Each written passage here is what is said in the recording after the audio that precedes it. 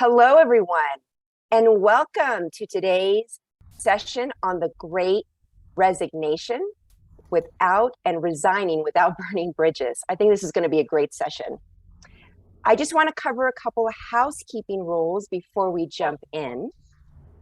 Everyone is encouraged to ask questions in the chat. So please start dropping those questions there, and we will have Q&A at the end of the panel discussion. Get to your questions. We are going to be recording this as well, so just so you are aware of that. We'll have about a 45-minute conversation with the panelists, and then we'll open it up for Q&A. And I also want to thank LinkedIn for sponsoring this webinar. I'm Val Rupp. I'm your moderator for today. I am an EVP and Chief People Officer for a tech company called Fabric, and I'm also part of the Prospanica National Board of Directors. And I'm so excited to be here with you and the amazing panelists that we have today. I want to introduce those panelists to you. We have Claudia Chávez Castilla. She's an executive and career coach for Career Management Partners. We also are joined by Joe Frodsham, the president of Career Management Partners, and Gorky de los Santos, a senior manager of communications and the OLA ERG leader at LinkedIn. So welcome to our panelists. We have a great conversation, and it's all about the great resignation. Let's look at some of those metrics, a big metric to share with you right now. Record rates of employees are quitting jobs. And if you are seeing peers leaving, if you're hearing your friends talk about leaving, they are all contributing to a pretty phenomenal number, 4.5 million in November of 2021. That is the highest that it's been in 20 years. I think with COVID, it has exacerbated the desire to want to do something different. People are feeling the itch of doing something a little bit different than what they've been doing. Within my company, I know we have hired a tremendous amount of people within the last year because they've wanted to really stretch their wings and see what they can do in a startup.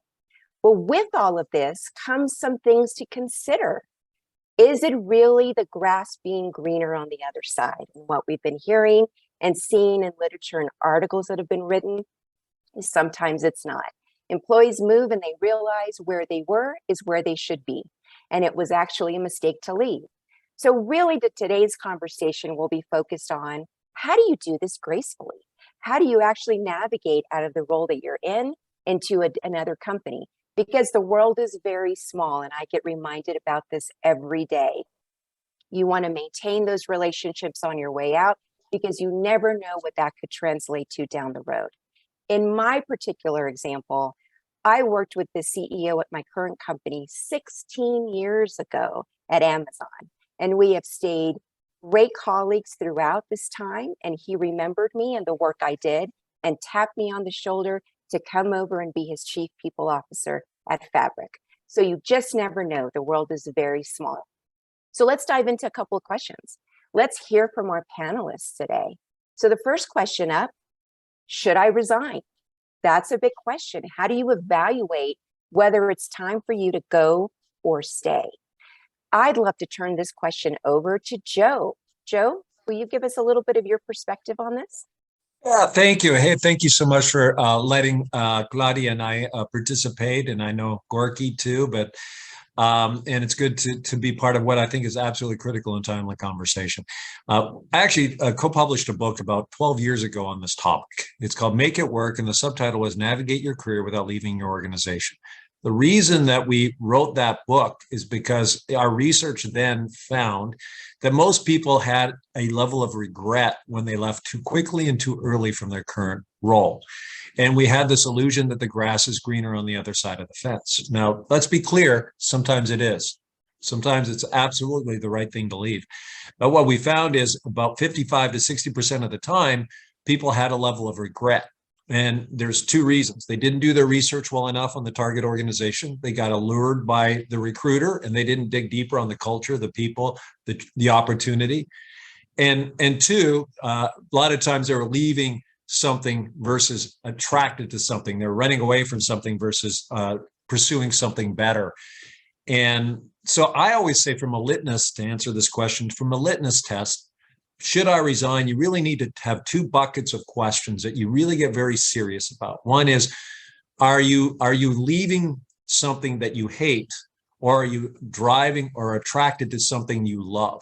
You want to leave not because you don't like your current environment and are looking to escape. You want to leave to something better. So make sure that your motivation isn't just to get out of a bad situation, unless it truly is, mentally, from a mental health standpoint, something very difficult.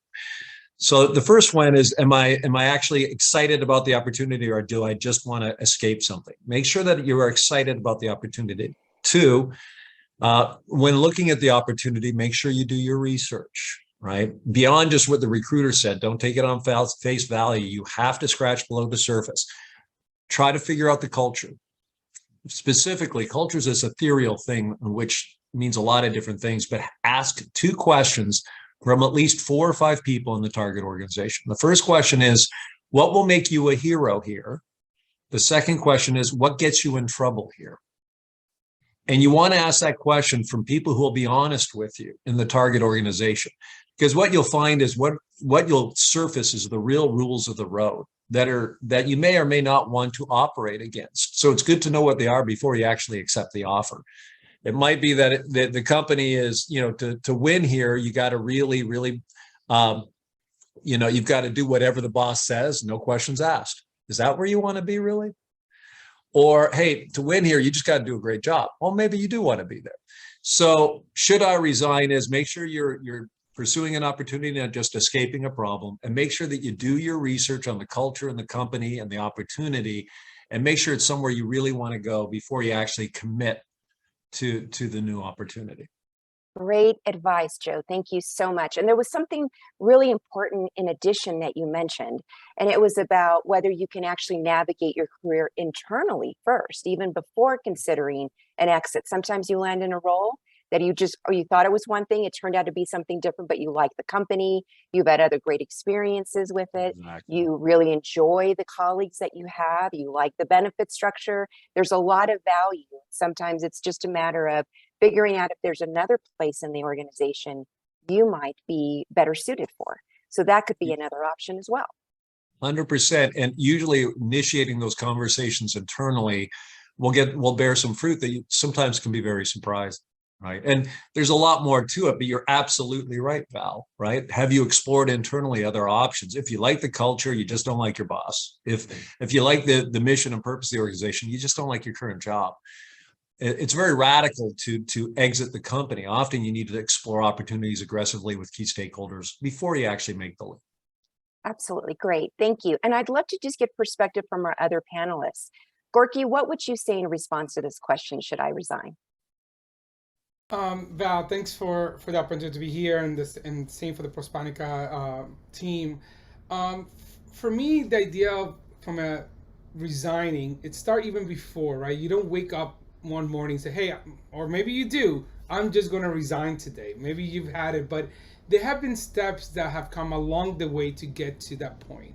And just like Joe said, like what I would say is something very similar, in the sense of like before you even decide or should I resign or should I not resign, is creating that list. I would even extend those 2 questions that Joe talked about and create your bucket list, or the things that you value from your current organization, or the things that are important to you.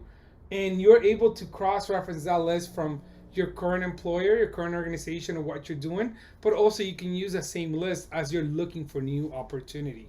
So there's a lot of reflection that has to go into the thought process of should I resign, but also what is that is bothering you from your current role or from your current organization, right? And then kind of merge that list and see where there overlaps. The other thing I would say as well is like, explore what are those signs of should I resign or should I not resign? Should I leave or should I not stay, right? If the organization is investing in people, do you like the culture? But, you may not be happy with your job. Well, not being happy with your job may not be the reason that you leave the company, right? There are other things that you can look to help achieve that happiness, or maybe is that the particular role that you're in. So as Joe said, exploring other opportunities are some of the ways to make that decision. However, if you are in a role and as part of your thought is like, well, this is a company that I'm seeing high turnover as an example, right?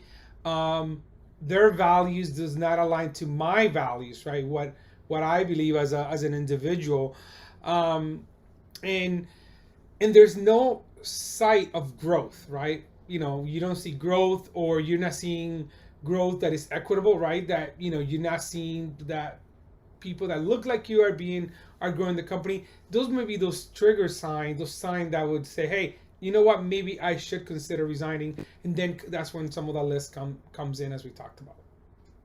Sounds great. Words of wisdom there. I appreciate that. One of the things about what you were mentioning around just making sure, like, what are the skills that you're trying to build on? Can you accomplish them? Be very clear about that. Because what you don't want to do is get into another situation where you go to a different company and you're still not getting the development around the skill that you thought you were getting when you were intending to move.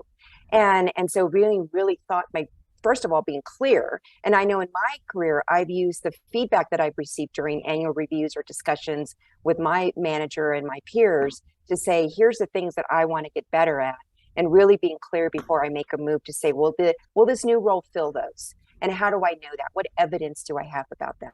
Because it is a two-way street on interviewing. It's not only about the company making sure that you're a fit, but you want to make sure that you're a fit. You want to make sure that you're going to go there and be much more happier than where you were and where you just left. So great advice. Claudia, I'd love to hear your perspective on this question. Thank you, Val. What you were saying is just exactly on point. I believe that the first conversation that you have to have is with yourself. Sure. What's important to me? What's important? And when you have that clarity of knowing what's important to you, then you might get a list, as Gorky says, of, okay, how to achieve it, and then make a path. How am I going to achieve it? If I stay within this culture and try to change jobs, try to change bosses. But the most important thing is to have that conversation with yourself. And be realistic and be truthful. Absolutely. In that conversation. Absolutely. I think, Claudia, you said something like, is that first being yourself and having that conversation with you, right? And we know last year, as Val, you mentioned the number of record jobs in November. So that means to me that a lot of people are having that conversation, right? But it's like, how deep are you having it? Like, our own data shows that, we did a survey in October. Women, for example, in general, like, 58% of working women are having career awakening right now. What does that mean, right? Whether it is asking themselves that question, that conversation. And for us, Black and Latinos, we are also either looking to move or planning to move a career. So it really starts by what Claudia just said, which is having that conversation with yourself, be clear of what you want before making any rush or rush decisions. Yeah, absolutely. Thanks for that ad, Gorky. I appreciate it. So now you have given this a lot of thought, we hope, or at least some thought. And you've established this is why I think I need to be considering other opportunities. It's not a fit. I don't think I can get what I need here, or I don't want to. I want a new experience in a new industry, perhaps. There might be other motivations for your move. And you've decided, I think I'm going to resign. So let's move to the next question. How should I go about doing that? What should this process be? How will I leave in good terms so I continue to maintain great relationships, have great referenceable peers and managers in the future? What does that look like? I'm going to go in reverse order this time. So Claudia, what's your perspective here? Thank you, Val. I'm going to share with you all what I think it's a key concept here. Communication. Communication, if I may, my definition of communication is the way you let others conceptualize you. It's not just about the words you choose. It's not about just the tone of voice you use. It's not your gestures.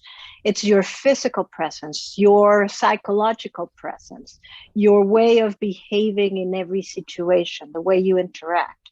So the first thing to keep in mind when you have decided to resign is think what you want people to remember you by. Think what's important in your relationships with people. You mentioned at the beginning that you have a great relationship with a boss that you had several years ago. That's what we want to have in our network. People that know us, that have been walking with us through every experience we had, professional, and maybe even in some cases personal. So I would say, think about what you want people and companies to remember you by. Communication. That's everything it is. That's wonderful. So if I can be practical, you of course you have to give a 2 weeks notice, at least, depending on your position. You have to offer to train somebody to keep your position, if that is possible, and then decide who are you gonna say goodbye to on a personal basis and how you want to do it. I think that's great. So I'm going to give you a little bit of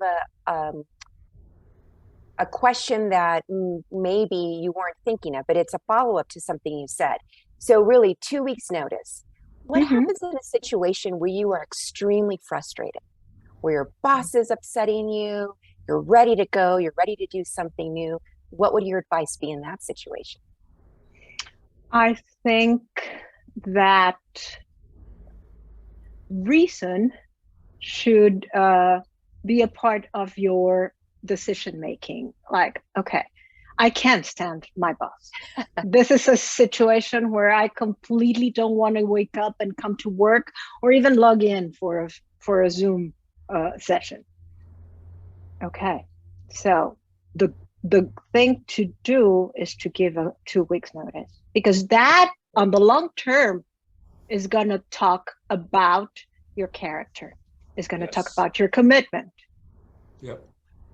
Just because it's hard doesn't mean you don't do it. Exactly. And I mean, if you've gone this far, you know, you want to leave in good terms. In all business setting, you want to leave it in good terms, because you always want to keep that door open, especially in the environment we're in. And I think, Val, the way you position that question is a great question, because, you know, there may be a scenario where, you know, if there's a health situation that may impact, but at all costs possible, that 2 weeks notice, right, is an important part. I would say, and this is a question that I've known people that struggle. Like, do you give the 2 weeks notice? There is some expectation that if you're a VP or above, that you need 3 or 4 weeks notice, just based on the level. And while there's not a fast, hard, or written rule, the business norm, or the business contract that we do, that we operate by, it is to customer to the 2 weeks notice, and it also speaks volume to who you are as a person, and how you want to be treated if and when you're in a position that someone is resigning from your own teams.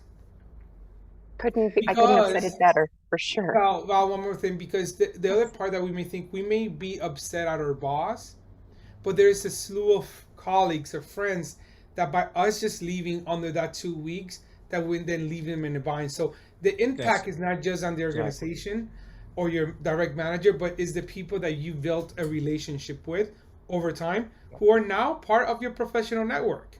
And that speaks volumes of you. It really does. And it goes back to that brand that you want to leave. What do you want your legacy to be remembered as? I know I've worked incredibly hard for companies, and I feel like when I've resigned, I worked even more in those last couple of weeks to make sure that the company is set up for success, whether it be written documentation, training someone, doing whatever I can. Joe, it looks like you want to jump in. What do you have to add here? Oh no, I first of all, ditto. I think what Claudia and Gorky said, and you said, Val, is 100% correct. Let me just reaffirm a few things. One is, it's funny, we just had a resignation 2.5 weeks ago in my firm. We have, employees in 3 different cities. He's leaving because he's moving with his wife to Florida so she can be a dentist, and we're in Texas, and that's for her career. But I coached him with the following advice in leaving us or any other future jobs. One is, it is a small world, and people are going to ask us for references, and there's a recency effect. So how you left will be a huge influence on what kind of reference we're going to be comfortable giving you, right? So you absolutely will get references, and you want to maintain relationships. And as a search firm, we, among other things, we do search. Those off-sheet references that are everything as far as us really gauging is this really a good candidate. So always quit well, even if you think they may walk you out because you're in possession of confidential information or that's the HR policy. Still offer a two-week notice. So I think that's excellent advice, unless there's a mental health issue or some sort of hostile work environment. That's different. And if that happens, that's outside the norm, and you need to deal with that differently, obviously. Second, tie things up and hand things off. Claudia said that. I totally agree with her. You want to leave clean, because like Gorky said, your peers are going to be mostly affected. Now they've got a workload, thank you very much. And you don't want to leave them in a trap, right? So you really want to lead cleanly so that your folks left and right in different parts of the organization are able to manage. Finally, do it gracefully. Never, ever badmouth to future employers, your past employer. Don't begrudgingly or complain a lot on the way out the door. Do it gracefully. I would say have some class, right? There might be concerns you have, and go to the appropriate people where you want to give that feedback to. But leave with grace. It's not only what you do, it's how you do it, because people will remember who you are by how you made them feel, mm-hmm. and how you actually left in a positive or negative manner. And finally, I'd say, make sure you don't let go of the network. We have too many ways to stay connected now. LinkedIn, certainly other forms of social media. You should all have a virtual Rolodex where you're staying connected. Once you've landed, here's my new contact information. Here's my new phone number if there is one. And make sure that you have a routine to stay connected with those that you worked with in the past. Because guess what? It might be like Val, where you end up working with them again in the future. So you want to make sure that you actively keep that network alive. Fantastic advice. Yes, all of you. Thank you for that. As I think about it, just the world is so small. I know I have hired people that I've worked with early in my career. I've mentored people that I worked with early in my career. It's been fantastic with technology that has enabled and supported, like LinkedIn. I mean, it's a fabulous way to stay connected and to also celebrate with people when they do move, or they get promoted, or they write an article. Like, be active on LinkedIn, comment, be part of that, and you're maintaining relationships by doing that as well. So it's definitely something to think about and consider. I know that I've had very challenging exits at some points, just because of feeling like maybe the organization wasn't a fit for me. One thing I want to add, Joe, that you mentioned is about being graceful on the exit.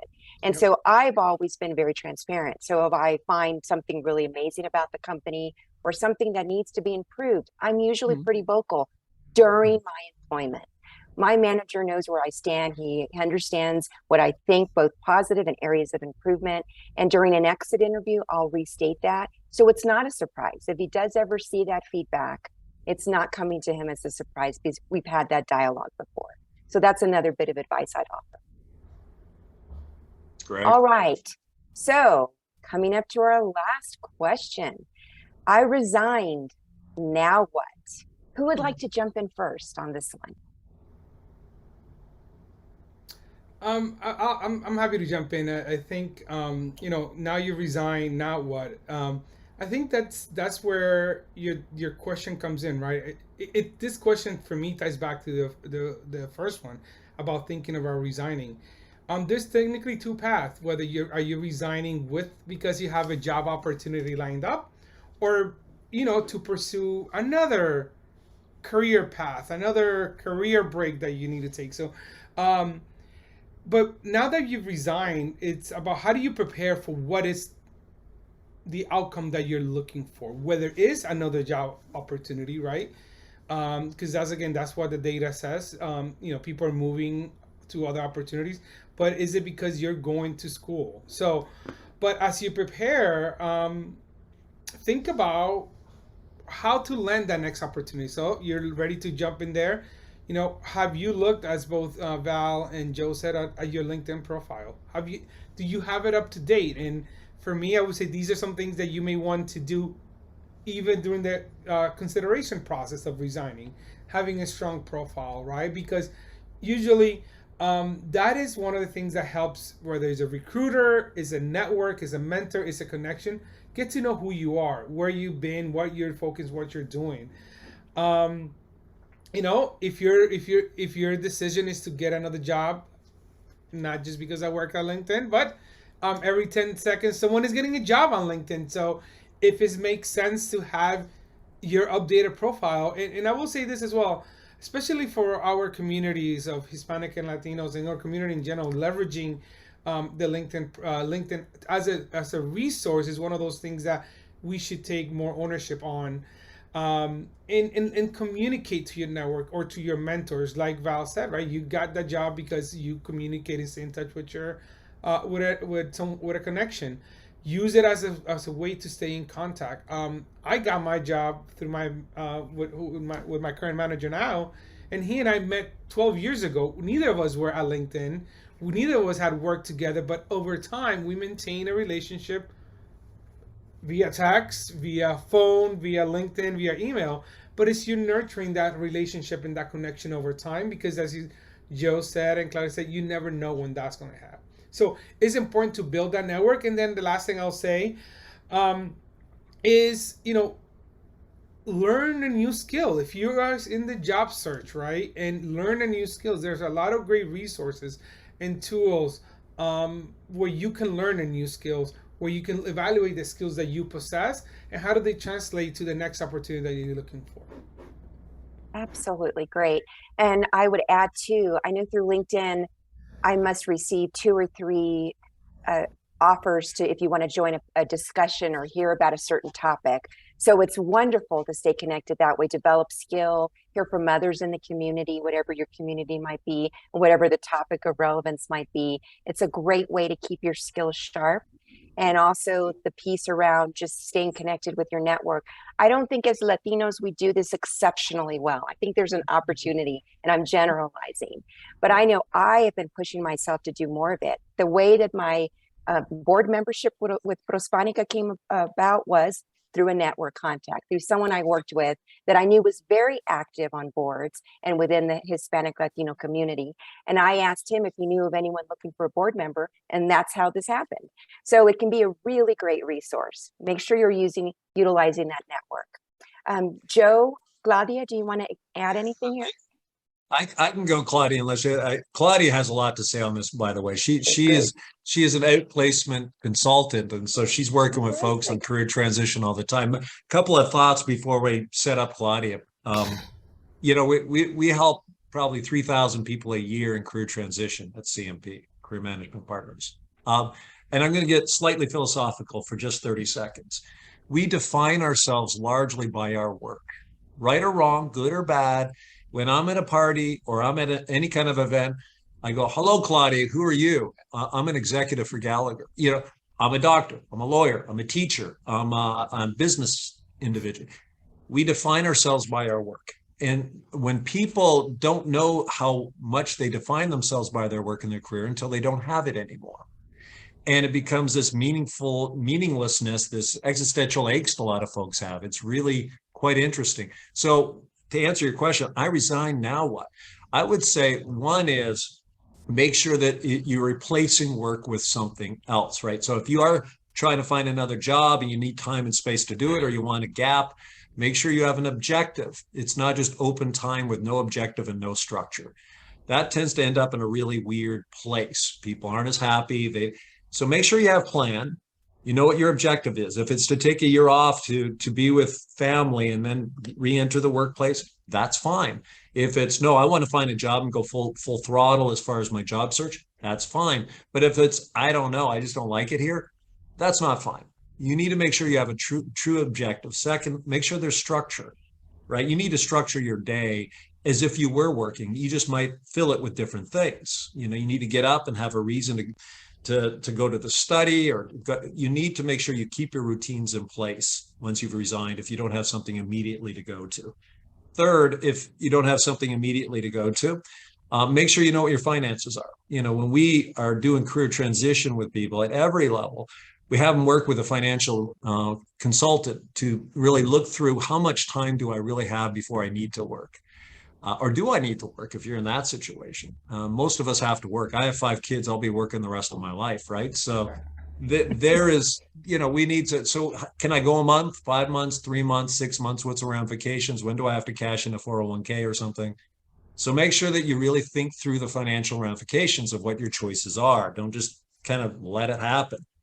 And then finally, I would say have an objective and make sure you're constantly developing your skill, right? And your network. That should be part of what your routine is every day. LinkedIn, you've already heard it a number of times. Couldn't agree more. Yeah, we did a study and we found 81% of the folks we helped find a role with last year, 81% use LinkedIn, right? Either they directly got sourced through LinkedIn or LinkedIn was a key part of them surfacing and landing a job. So your LinkedIn profile ought to be ripping cool, right? It ought to have every best practice, good picture. I had we had one candidate who couldn't find a job. I went and looked at his LinkedIn picture and it was a picture of his dog. All right. Now, I know he loves his dog. I kind of like this dog, but no, you got to take it seriously. You've got to make sure your LinkedIn not only positions you in the most positive and accurate way, but you're part of the LinkedIn groups and you're actively out there being surfaced and being found. So if I can jump in, one of the things that we say and it's definitely there, as you said, there are ways in training and courses of how to actually rock your LinkedIn profile. A lot of those are, if you have a LinkedIn account, they're available right now. Yep. Even just last week, we're in graduation season. A lot of college kids are in graduating. We put out just a tip sheet and free courses of how to rock your LinkedIn profile. So I wanted to add kudos to that. In the part that I was going to say is also is to emphasize the network, because one of the things that you're thinking about, either should I resign or I've now resigned, is informing your network, having that conversation, reaching out to a mentor. I'll share this story. About 3 or 4 years ago, I was at another company. I was in that point that if I wanted to move on or wanted to resign, I had reached out to a former head of an agency that worked for me at another company, and he and I stayed connected. And I reached out to him on LinkedIn. He made time. He was head of the division of a large agency in the Midwest, and we connected. And he gave me great practical advice and made me realize that it wasn't the time for me to move, but he offered to, hey, look at my network. Who can I facilitate that introduction to? So that is just an important piece of it about network. Whether you're leveraging LinkedIn to stay in contact, whether it's your church network or your place of worship or your community, right? The idea is to build a network that you can depend on, that you can help you find that next opportunity. And they said the skills and the learning are the aspects. So, and the last thing I would just say is, like, as you talk about the profile picture, one of the things that we tell a lot is that in your profile, don't put a picture of a beach selfie if you're not a lifeguard or a swim instructor, right? Because that's not your professional, unless that is what you do, right? If you're Michael Phelps or you're a soccer player or if you're Rafael Nadal, then yeah, you can put it in the tennis court. But unless you're doing that, it is a professional photo of that shows who you are. Got it. Great. I was going to ask you, can you tell us at least one tip? This is a great one. I like it. We actually, and I'm happy to share it in the thread. We actually just published 6 tips of rocking your profile. It's directed to Gen Zers, but it's technically tips that each one of us can technically leverage about our profile. So I'll find the link and I'll put it in the chat so listeners can check it out. I think the group that's on today would really like that. Thank you for adding it. So Claudia, we want to round out this question. We hear you have a lot to say. Well, what would you like to add? Joe and Gorky took over this and left me crumbles here. But okay, let me tell you what I think. Again, you have to own it. You have to reframe what you have been doing and find make it your job to find your next possibility. Whether that possibility is hiring yourself in a new company, starting your own job, having a portfolio career, meaning I'll do several things at the same time. I'll teach, and I'll devote some of my time for volunteering, and I will start my business and maybe have a part-time job. Okay, so if you want to do that, then reframe how does it look like, for one thing. Of course, you have to do this based on social networking, because that's what we do now. And so just completing a little the statistics here, Joe mentioned what we did in our research. I will say 90% of recruiters in the US are using LinkedIn as their main source to find candidates. So that's something to take into consideration.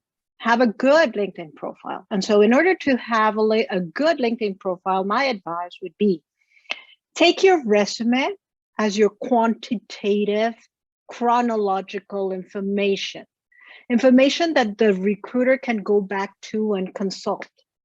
But your LinkedIn profile is your qualitative information. You have to show your personal style there. Your personal statement, your about information has to be matching who you are. So there to talk about yourself in a different way. You're not writing the summary for your resume. They want to know about the person. They want to know what you like. Think about an exercise of an elevator speech, and I'm sure everybody has heard about it, but if you have not heard about the elevator speech, it's an imaginary situation when you get on an elevator with somebody that you want to impress, and you are with them for 20 seconds till you get to the 29th floor. What are you going to say about yourself to get that person hooked and impressed with you and offer you a job? Then think about your characteristics, what you bring to the table, and that would be your personal brand. That will be your personal brand. You have to show it on your LinkedIn profile. Mm-hmm. That's really great advice. I know I had some internal recruiters reach out to me for both my job at Microsoft and Hewlett Packard Enterprise. They came through LinkedIn. So it's really a great resource. So just following up on this, Claudia, about the personal brand, having this 3-4 sentence, 20, 25 second spiel that you can really talk to quickly on an elevator. How would one think about this? How would one go about creating this? Tell me some personal traits that you have, some professional skills that you've developed, and tell me what you do different. Why should I focus on you and not somebody with a similar background? What is it that you make for me special? It's a great place to start. Everyone should take some time, and if you haven't already, really think about those questions.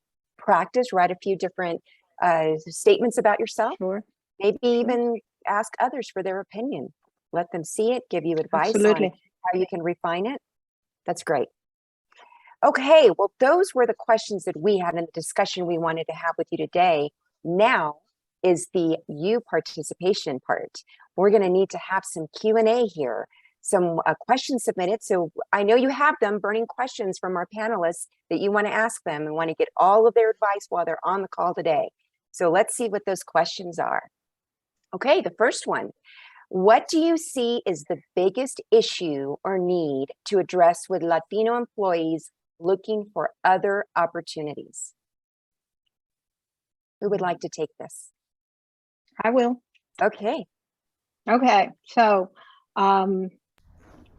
we know, and we've been, just dealing with our community for quite a while now. We have just developed and launched our Latino Career Assessment, which is a great tool, by the way, and this is a little commercial, but we know that professionally, our community struggles with a couple of things. You mentioned one earlier, Val, which is networking, for sure. The other one is because of the way we were brought up, We fear bragging about ourselves like a terrible thing. And we hear our mother's voices in the back saying, be humble, don't brag. And that's what prevents us from having a very objective view of ourselves. And that is getting in the way of Latinos really bringing out what they have to offer. We have a lot of things to offer. We bring a lot of things to the table, and we can do a lot more. But just having that thing of, I can't brag, I'll let others see what I can do. No, you have to own it. If you own it, then people will start looking at you.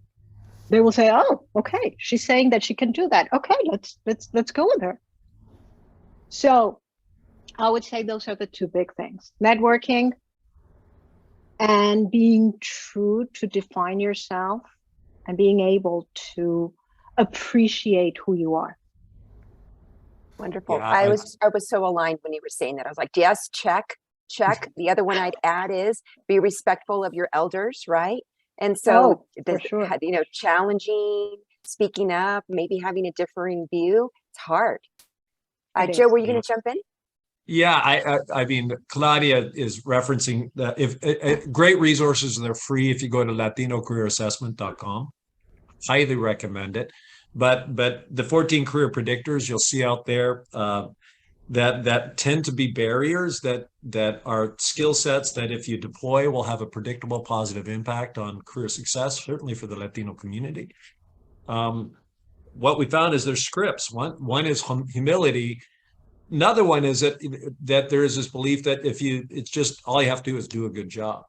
I wish that was true. I wish it was just about doing a good job. I really do. But we do know that every organization has a political element, right? That there's rational, emotional, and political element to every decision.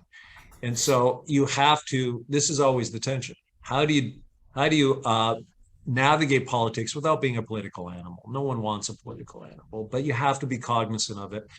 And so as Latinos, understanding that who are the key stakeholders and how do I understand them and be a solution to them is going to be really, really, really helpful in leveraging what is a great work ethic, a humble attitude, and respect with real career navigation and advancement. And it has to do with really looking at things through who are my 3 to 4 key stakeholders in my environment I really need to know, who need to know me, and aggressively and assertively networking with them and understanding how you can be a solution to them. If you answer that line of thought, you will have immensely more success in most organizations, because then you are in a very productive way engaging in the politics in a productive way of the organization, not just sticking in your box and doing the job. Finally, but one of the what we found in the script is as you already said, respect. And our research has found that can stop someone from speaking up. And when they have an alternative viewpoint, if someone's older or more senior in the room, they tend to caution themselves or talk themselves out of speaking up. And yet, as a result, then there is this kind of stereotypical narrative that they're not leadership material. So the other thing, and there's resources on the website, latinocareerassessment.com, if you want to use them, that around how do you still, it's not disrespectful, in fact, it's necessary to speak up and speak out and with confidence, lean in, respect, but speak up. And that whole speak up kind of mantra we found has really saved and enhanced a lot of careers when they really get it, that respect, it's not disrespectful to do that. I'll stop there. The one thing I would add, the one other piece that I would add is, I think is very critical for Latinos, is mentorship. And that helps navigate the political arena, as Joe just mentioned, and Claudia is the key, is having mentors that you can have these type of conversation that can help you navigate any of these questions, whether again, going back to, should I resign? How do I navigate my career? How do I navigate a difficult situation within my team? So I think that is one of the big growth drivers for lack of advancement opportunity. And we see those lack of mentor is why you see some high attrition rate among Latino going to other companies, because they're not finding that. So I say finding a mentor is key to help you navigate those aspects. Val, you're on mute. All such wonderful advice. So that's fantastic. Thank you. All right, we have another couple of questions in the queue. So the next one, I think this individual wants us to get a little more specific. How should one approach the conversation with your current employer that you are leaving? Oh man, I could. If I had to look at the I've been in a variety of leadership roles over time, and there's two conversations that I always dread. One is when I have to lay someone off. Oh, I lose sleep, and if you don't lose sleep, you're not human. That's just tough. It's really difficult. The second one is when you're leaving. It's a tough conversation. Now, you may not like your manager, and it might be something you don't mind telling them at all. Thank you very much, right? But for most of us, it's a tough conversation. What I've found is don't avoid it. Don't do it by text. Don't do it by voicemail. Don't do it by email. If possible, do it in person. Now, that might be video, and maybe you have to do a phone call, but if at all possible, do it person to person. That's the first thing. And it's tough. It really is, to get to the point. Don't hem and haw. And third, I would say if there is no chance that you want to stay, or you can stay, you're interested in staying, if you're 100% committed, don't leave it open. Because sometimes, well, if we were able to pay you some more money, if I'm able to change some things, would you still? If the answer is no, make it no. Don't send your boss or HR on a goose chase to try to figure out how to shape a role real time so you don't leave. If by the time you're telling them this, you should be committed to your new course of action, and make sure that you are, as tough as it may be. But I think you lean in, and with grace, always sandwich it. Say, I've enjoyed working here. I've enjoyed working with you. So whatever positive you can say with honesty, say it. But I found another opportunity, and be ready to answer why, and be ready to say thanks and show appreciation. But just lean in and do it in person. Fantastic. Anything you want to add, Gorky or Claudia? I would say you have to find that in-person approach. So if you have to ask on the phone or through an email, please give me 10 minutes to talk to you. That'll be a good approach. Yeah, this is a good question. I had to do it a handful of times last year. This is the situation that I was last year before I joined LinkedIn. I was at a company 5.5 years, and we were in the middle of the pandemic, and finding that personal approach to sharing, hey, it's been an amazing time. I've learned a lot from you, from the company, but I found an opportunity that I just couldn't pass up. And know already, as Joe said, if you're even willing to consider. If you're not willing to reconsider, then please I would just say, urge you to let them know right off the bat, because they will try. And the conversation with my manager at that time was, hey, I told him, look, you don't need to go out and find more money or anything else to change. The decision is still going to be the same. He's like, but we have to try. And I'm like, that's fine. But you've already let them know that there was nothing that was going to change your mind. Be prepared not to only have that conversation with your manager, but with your manager's manager. They may also, especially in today's environment where we know resignations are at a high number, and people and companies are trying to keep employees. But once you are committed, make sure you are committed. Again, that goes to your character of leaving a company. And I also had to do it over the phone when this is before the predates the video, the Zoom era, right? Just based on the job. But again, it's the same rules apply. Like whether if you were in person on the phone or in video, be honest upfront and act with class. Mm-hmm. Great advice. I know for when I've departed, it's usually been at the point where I'm ready for that. So I'm committed to the resignation. And my own experience has been that I will ask for what I want and from a development perspective or role before I reach that point. So if it isn't something I'm able to get in the current company, then the resignation is usually not a surprise for my leader. We've had that conversation. I can reference back, like, these are the things that the role that I'm going to does offer that I know we haven't been able to get to here, although I really appreciate all the experiences I have. And I think, frankly, in any job you take, you're going to learn something. You're going to have something that you can put in your toolkit to use in the future. And it's a growing experience. Even if it's not a great experience, you've learned something from that. You've learned how to navigate with people. You've learned how to navigate tough situations. So definitely showing that gratitude, not attitude, which is one of the values of Fabric, is important on exit. Yeah. So we have one more question and then we'll do a wrap up. So the last question is, do any of you know of any specific cities or states or industries where resignation is a bigger problem right now? Well, it's a problem, and if I can jump right in, 3.4% unemployment here in the Dallas-Fort Worth area. So they're trying to hold, and that's not unlike a lot of metro centers. We're nothing new or different here, right? But there are some industries that are struggling. I mean, we do support outplacement, layoffs for a number of companies, and there's some industries that actually are not growing right now, and they are struggling. And they are looking to, as much as the meta kind of situation is talent scarcity, that's not true with all industries.